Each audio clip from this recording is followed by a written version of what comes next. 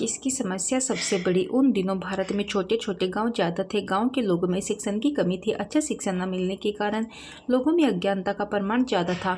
गांव के लगभग सभी लोग अपनी छोटी छोटी समस्याओं से बहुत ज़्यादा परेशान रहा करते थे। एक दिन इस छोटे से गाँव में भ्रमण करते करते एक बहुत प्रख्यात संत महात्मा आए। यह संत किसी भी व्यक्ति की समस्या चुटकियों में हल करने का सामर्थ्य रखते थे। इस बात की चर्चा पूरे गाँव में होने लगी। एक एक करके सारे गाँव वाले संत के पास आकर इकट्ठा हो गए। सबको अपनी अपनी परेशानियों का हल जानने की जल्दी लगी हुई थी। हर कोई सबसे पहले अपनी परेशानियों का समाधान करवाना चाहता था, इसीलिए सब एक साथ बोलने लगे। गांव वालों का इतना ज़्यादा शोर होने लगा तो संत को थोड़ा सा गुस्सा आ गया।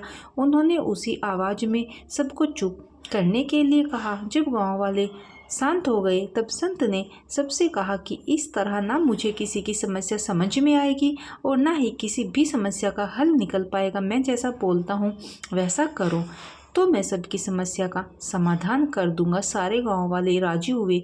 तब संत ने कहा कि सब अपनी अपनी समस्या कागज में लिखकर लेकर आओ और इस टोकरी में रख दो। सभी गांव वालों ने अपनी अपनी समस्याएं पर्चियों में लिख दी और उन्हें टोकरी में डाल दी। संत ने सभी को उस टोकरी में से एक एक पर्ची उठाने के लिए कहा और अपनी शर्त बताते हुए कहा, मैं आपकी समस्या हल कर दूंगा। बदले में सबको किसी भी एक व्यक्ति की ऐसी समस्या हल करनी होगी जो आपकी समस्या से छोटी हो। सबने टोकरी से एक एक पर्ची उठाई और उसमें लिखी समस्या पढ़ने लगे। हर एक गाँव वालों का चेहरा देखकर साफ पता लग रहा था कि उन्होंने जो भी समस्याएं पढ़ी वो उनको अपनी समस्या जितनी या उससे भी बड़ी लग रही थी, क्योंकि वे सभी आपस में पर्चा बदल बदल कर समस्याएं पढ़ रहे थे। आधा घंटा बीत गया।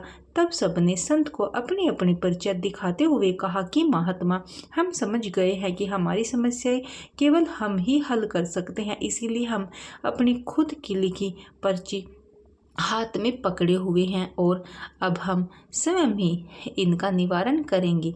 कहानी का ज्ञान। दोस्तों, परेशानियां किसके जीवन में नहीं होती हैं, लेकिन हमें हमेशा हमारी परेशानी दूसरों की परेशानियों से बड़ी मालूम होती है। वास्तव में देखा जाए तो इसका उल्टा होता है। हमारी समस्याएं दुनिया की बाकी की समस्याओं के आगे कुछ भी नहीं है। समस्याओं को डटकर सामना करने से खत्म किया जा सकता है, ना कि उनका रोना रोकर। नैतिक शिक्षा पर यह कहानी आपको कैसी लगी हमें जरूर बताइएगा। धन्यवाद।